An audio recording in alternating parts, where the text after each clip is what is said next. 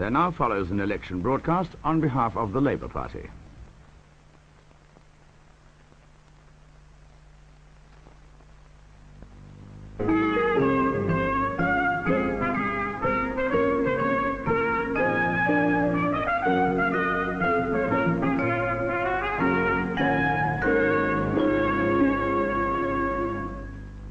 The Conservative message in this election is really very simple. Everything's all right. There's nothing to worry about. Leave it to us.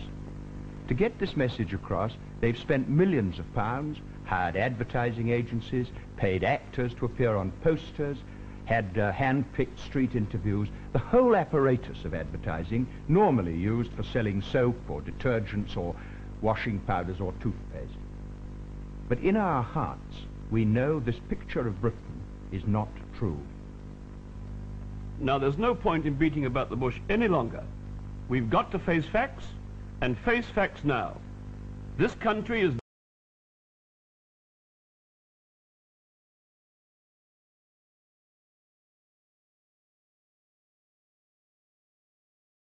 we import has been widening for the last 15 months, and the very latest figures show that this gap is growing faster and faster. This is a crisis which affects every single one of us. If the present trend continues, it will mean that our jobs, our wages, our higher purchase payments, our mortgage rates are all in jeopardy. Now, I know that Mr. Maudling half denies it, but then the Tory leaders denied that there was a crisis in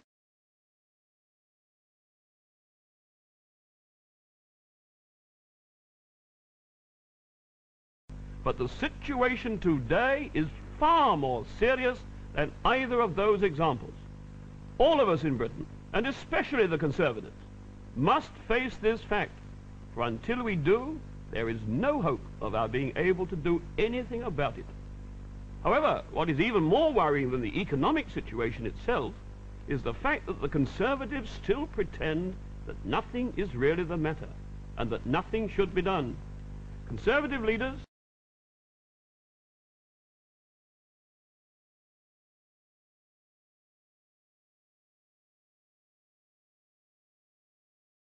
for the next government, whichever party it is, will have to pay very dearly indeed for this mistake. There is one overriding reason why we are now faced with this crisis. The Conservatives, throughout their 13 years, have refused to plan. Our roads, houses, schools, hospitals are utterly inadequate for this reason. And abroad, we are falling behind the other industrial countries. Tonight, I want to show you not only what is wrong, but also, and this is far more important, how the Labour government will plan the new Britain. Examples of bad planning are not hard to find. Look around you at the long delays, frustrating waits.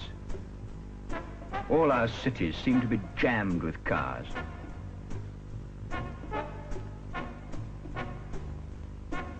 And it's the same on holiday too.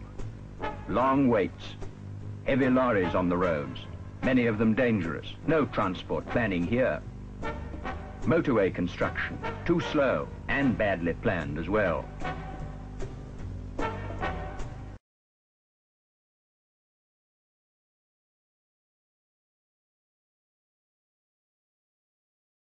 Wielded by Dr. Beeching.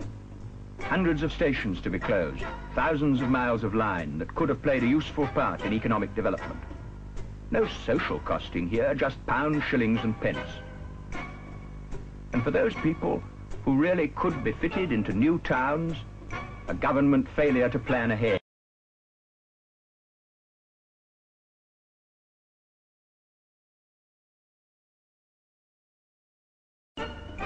Mr. Henry Brooke, the minister responsible.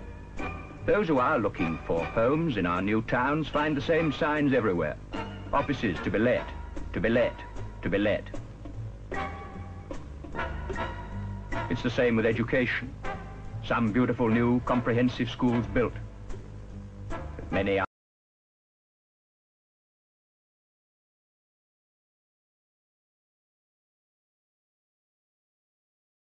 All this could have been anticipated if someone had looked ahead. The worst example are old industrial areas, worst victims of stop and go, left to decay. And only last year, 800,000 men out of work because of stop and go. Bad planning once again.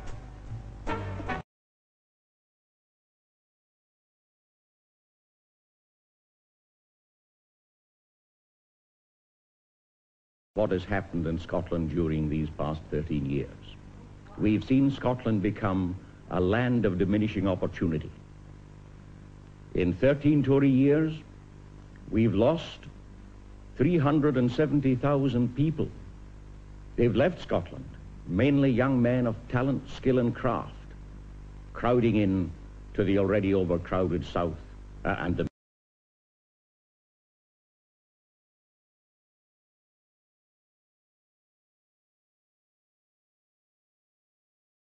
lost of these opportunities. Between 1951 and 1963, there wasn't an increase in jobs in Scotland for men and for boys. There was an actual decrease of 33,000 at a time when the Tories boast of having created 1 million new jobs in Britain for men.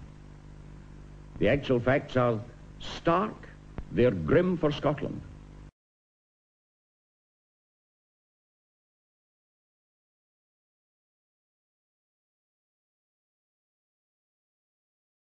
Thanks to Labour government's planning, they were able to build 39,000 houses. Last year it was down to 28,000. A loss over these years to Scotland of 100,000 much-needed houses. Their social policies and their employment policies have been such as to deny us what we think are our rights in respect of employment and social conditions.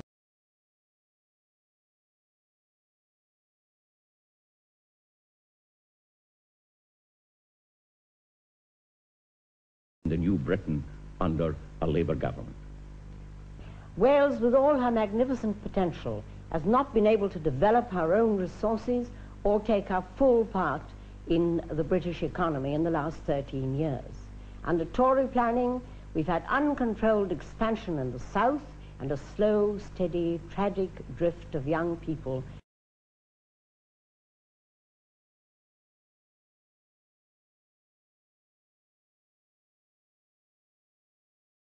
shortage of jobs in Wales. It is indeed another form of unemployment. Now, can we reverse this migration? I'm convinced that we can, under the Labour plans, to induce industrialists to come to Wales, to improve our transport system, and Mr. Marples has been in reverse and has chosen Wales as one of the places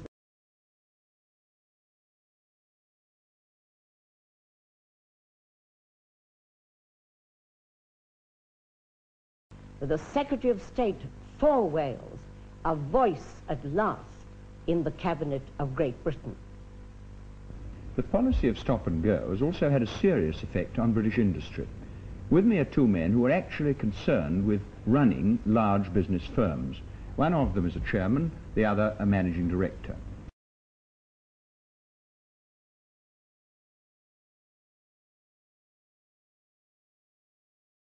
Whether he accepts the term or not.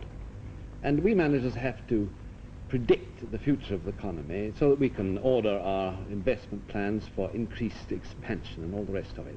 Now, if there's no government plan, and particularly if the government is stop, go, our plans are nearly always wrong. But if there's a broad industrial plan, we've a much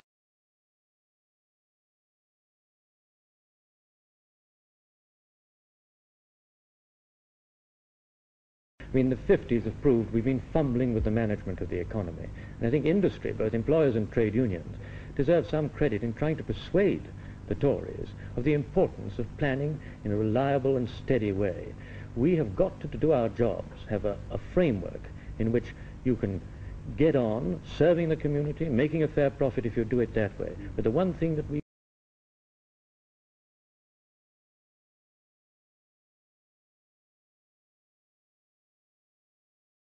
cooperate with you. Is that your experience? Those who say that are political scaremongering. I don't think many say it, because A manager's job is to make his business prosperous and to optimize output and all the rest of it. Well, is it conceivable that a manager would ruin his own business because he didn't like the political complexion of the government?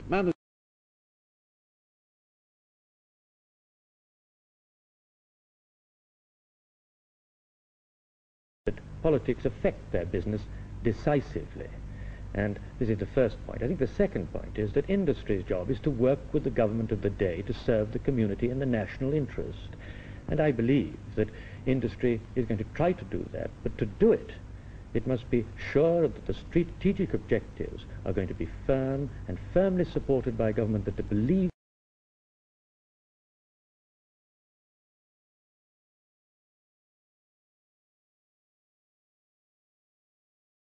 Make no mistake, without change, without modernization, we can't get the expansion we need to carry out those programs which are put before you. Now, which party do you think will change all this? Labour, which created the health service, fought steadily for the welfare state, or the Tories, who fought against that and now grudgingly talk of giving donations?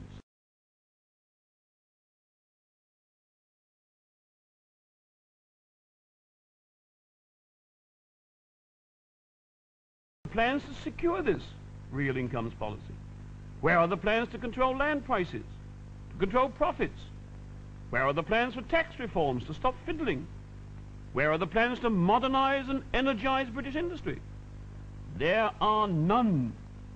And without planning, without change, the Conservatives clearly couldn't possibly carry out any of their specious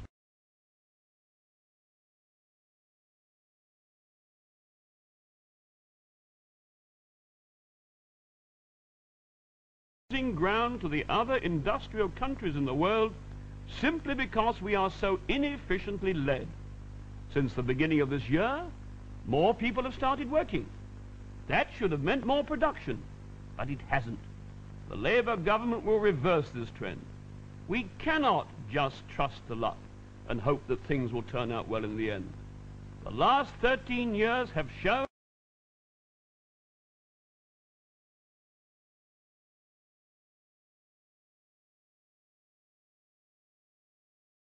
we can hope to have a pretty garden just by sitting back and watching the weeds come up. But efficiency isn't everything, and it would be a dull and stodgy country if it were. We shall also plan to increase prosperity in order that everyone, not just a few privileged people, can get a fair share of the increased wealth that this country can produce. We shall ensure that the land speculators do not grow rich.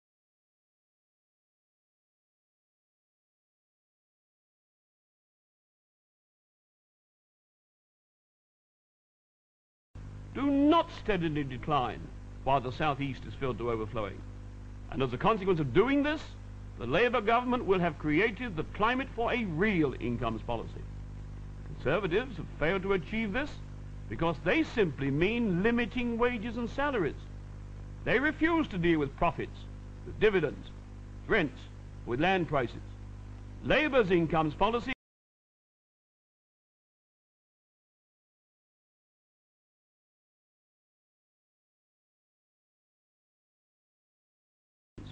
without which no incomes policy can succeed. Once we have got a comprehensive national plan, then we shall be able to ensure the steady expansion of the economy which is so essential for our increased prosperity. The Conservatives accept the state that this country is in as being inevitable, and indeed they appeal to you not to change it. But we know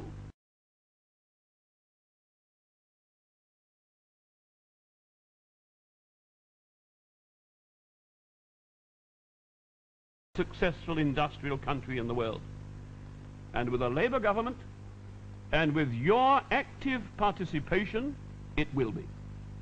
Britain has the skills and the experience, as well as the capacity for work, to succeed in our task, getting Britain moving again. We must get rid of all the tired complacency. Britain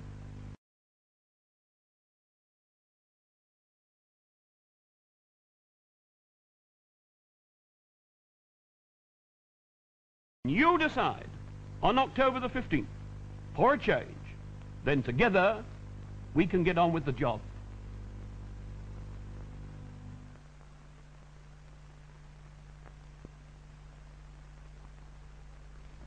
That was an election broadcast on behalf of the Labour Party.